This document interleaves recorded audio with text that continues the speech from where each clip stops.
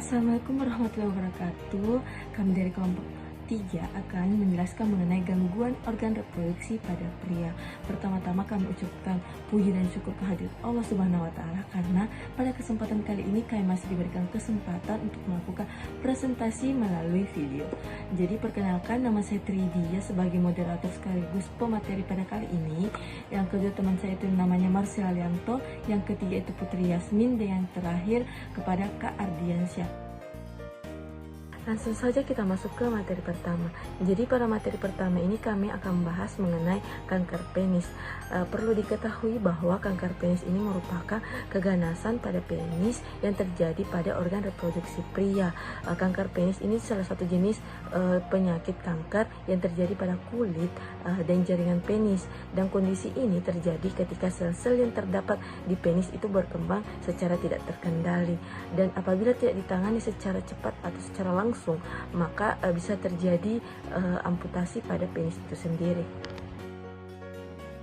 Ketika seseorang terkena kanker penis, yang pertama itu pasti adanya perubahan kondisi kulit penis. Jadi ini merupakan salah satu ciri-ciri yang paling mudah terdeteksi, yaitu perubahan pada kondisi kulit, di mana perubahan ini dapat terlihat di bagian ujung penis atau pada bagian kulit penis, atau pada pria yang tidak disunat.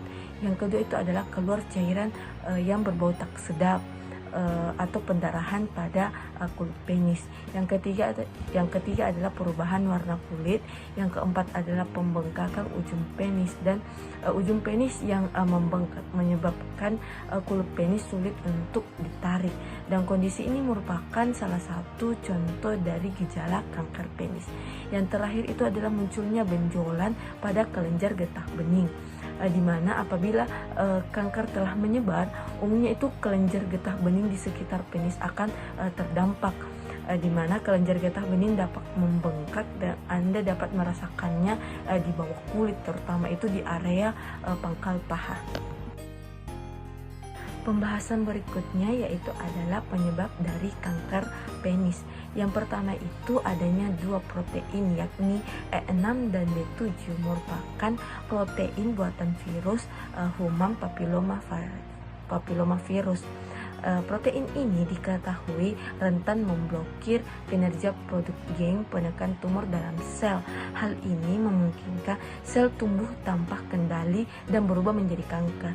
Yang kedua itu adalah penyebab kanker penis bisa jadi rusaknya DNA sel yang dipicu oleh kebiasaan merokok, di mana DNA sendiri mengandung serangkaian perintah bagi sel untuk membelah, tumbuh, dan mati. Dan asap rokok ini yang masuk ke tubuh bisa merusak DNA sehingga bisa memicu sel-sel di penis menjadi abnormal. Yang ketiga itu adalah usia. Perlu diketahui bahwa risiko kanker pada organ intim pria ini meningkat seiring dengan bertambahnya usia, dan kebanyakan kasus kanker penis ini ditemukan pada pria yang berusia 55 tahun ke atas. Selanjutnya kita akan membahas mengenai pengobatan yang bisa dilakukan terhadap penyakit kanker penis. Mungkin saya serahkan kepada pemateri berikutnya, yaitu adalah Saudari Putri Yasmin. Saya persilahkan. Assalamualaikum warahmatullahi wabarakatuh. Perkenalkan, nama saya Putri Yasmin. Jadi saya akan membahas mengenai pengobatan dari kanker penis. Nah, yang pertama ada operasi pengangkatan sel kanker dan operasi rekonstruksi, di mana kulit dan otot dapat diambil dari tempat lain di tubuh untuk menciptakan kembali penis yang berfungsi. Selanjutnya ada radioterapi. Seperti yang kita tahu, terapi radiasi untuk mematikan sel kanker pada penis. Selanjutnya ada kemoterapi, yaitu pengobatan mengandalkan obat untuk membunuh kanker seperti cisplatin. Nah, selanjutnya kita akan membahas mengenai penyakit kanker testis, di mana kanker testis merupakan penyakit akibat berkembang biaknya sel tumor ganas pada testis. Nah, dalam fungsi normal, testis itu berfungsi untuk mengeluarkan hormon testosteron dan memproduksi sel sperma. Selanjutnya pada gambar terlihat pada perbedaan dari testis yang sehat atau healthy testis testikulaar dan testis yang terdapat tumor, di mana ketika seseorang terkena dari kanker testis maka terlihat seperti terdapat tonjolan pada testis yang merupakan tumor atau kanker tersebut. Selanjutnya terdapat tipe-tipe pada kanker testis yang didasarkan oleh sel asalnya. Yang pertama itu tumor sel germinal, di mana berasal dari sel germinal, yakni sel pembuat sperma. Nah, selanjutnya terdapat tumor stroma, di mana tumor ini tumor yang berawal di jaringan penghasil hormon dan pendukung dari fungsi testis sendiri. Nah, jenis ini juga terbagi menjadi dua. Ada yang disebut dengan tumor sel Leydig, yaitu terbentuk pada area testis pembuat hormon testosteron, dan tumor sel Sertoli yang terbentuk pada sel yang memberi makan sel germinal. Nah, ada pun yang disebut dengan karsinoma in situ testis, di mana kanker testis ini terbentuk dari sel abnormal yang berkemungkinan kanker ataupun bukan kanker, di mana sel abnormal mulai terlihat tapi belum menyebar ke luar dinding tubulus seminiferus, di mana atau tempat terbentuknya sperma. Selanjutnya kita akan membahas mengenai gejala-gejala ketika seseorang terkena kanker testis, di mana pertama adanya benjolan, seperti yang saya katakan tadi, adanya benjolan atau pembesaran pada buah sakar, nyeri atau ketidaknyamanan pada testis atau buah sakar.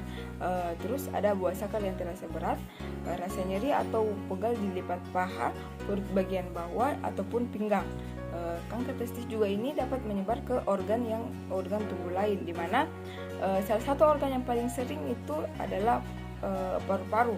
Bila penyebarannya itu sudah sampai ke paru-paru, maka akan timbul keluhan seperti batuk-batuk, sesak napas, ataupun pembengkakan di daerah dada. Baik, perkenalkan, nama saya Marcella Lianto. Di sini saya akan melanjutkan materi tentang penyebab dari kanker testis. Kanker testis terjadi ketika sel-sel di dalam testis tumbuh secara tidak normal dan tidak terkendali. Sampai saat ini belum diketahui secara pasti apa saja penyebab dari kondisi ini. Tetapi ada beberapa faktor yang diduga dapat meningkatkan risiko seseorang terkena kanker testis, yaitu menderita cryptorchidismus, yaitu kondisi testis yang tidak turun. Ada juga karena menderita kelainan perkembangan testis, misalnya para penderita sindrom Klinefelter, pernah menderita kanker testis sebelumnya, memiliki riwayat keluarga dengan kanker testis, menderita HIV atau AIDS, serta masih berusia 15 hingga 49 tahun. Nah, sekarang kita akan membahas tentang bagaimana pengobatan dari kanker testis. Beberapa jenis pengobatan untuk kanker testis, yaitu yang pertama ada radical inguinal orchiectomy, yaitu sebuah prosedur pembedahan untuk mengangkat testis dan kelenjar getah bening yang berada di sekitarnya. Prosedur pembedahan ini adalah pengobatan utama untuk hampir semua stadium dan jenis kanker testis. Berikutnya ada terapi radiasi. Terapi radiasi menggunakan sinar radiasi dengan energi tinggi untuk membunuh sel kanker. Terapi radiasi ini adalah pilihan pengobatan yang dapat digunakan pada kanker testis tipe seminoma. Adapun terapi radiasi dapat direkomendasikan setelah operasi pengangkatan testis yang bertujuan untuk membunuh sel-sel kanker yang mungkin masih tersisa. Dan yang terakhir yaitu kemoterapi. Pengobatan dengan obat-obatan kemoterapi dapat digunakan untuk membunuh dan menghentikan sel kanker yang masih aktif membelah. Pengobatan dengan kemoterapi dapat dilakukan pada kanker testis yang mungkin telah metastasis ke organ atau ke jaringan lain. Kemoterapi juga dapat dilakukan sebelum atau sesudah operasi pengangkatan testis dan pengangkatan kelenjar getah bening. Selanjutnya kita akan masuk ke materi kanker prostat. Kanker prostat adalah pertumbuhan sel yang abnormal atau tidak terkontrol yang terjadi di kelenjar prostat. Kelenjar prostat adalah salah satu organ reproduksi yang dimiliki oleh pria yang berfungsi untuk memproduksi cairan yang melindungi dan mengangkut sperma. Umumnya sel kanker muncul pertama kali di sel-sel bagian luar dari kelenjar prostat. Pertumbuhannya juga cenderung lambat dan tidak berpotensi untuk menyebar. Namun, pada beberapa kasus, sel kanker dapat berkembang dengan cepat dan menjalar ke seluruh bagian tubuh yang lain. Demikianlah materi yang dapat saya sampaikan. Untuk penjelasan lebih lanjut, saya serahkan kepada pemateri berikutnya. Seperti yang telah dijelaskan sebelumnya bahwa kanker prostat merupakan jenis kanker yang menyerang pria dan terjadi dalam kelenjar prostat. Jenis kanker ini umumnya memiliki gejala gangguan buang air kecil. Sebagian besar pengidap kanker prostat umumnya berusia 50 tahun ke bawah dan lansia yang lebih dari 65 tahun. Meski begitu, kanker prostat terbilang tidak agresif dan terjadi secara perlahan.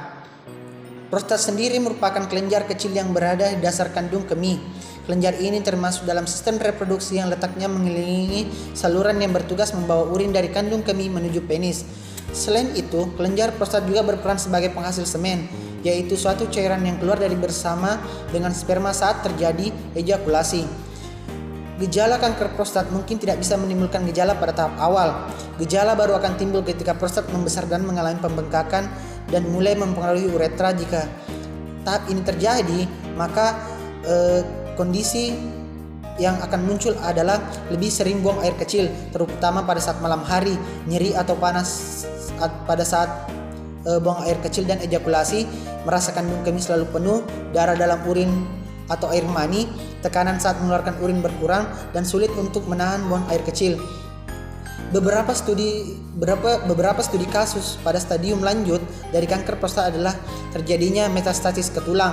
Akibatnya kondisi ini menimbulkan rasa nyeri yang hebat pada tulang belakang dan tulang panggul, dan umumnya juga terjadi pada pangkal paha. Penyebab dari kanker prostat adalah perubahan genetik atau mutasi pada sel-sel yang berada di kelenjar prostat. Namun penyebab terjadinya mutasi itu sendiri belum diketahui secara pasti.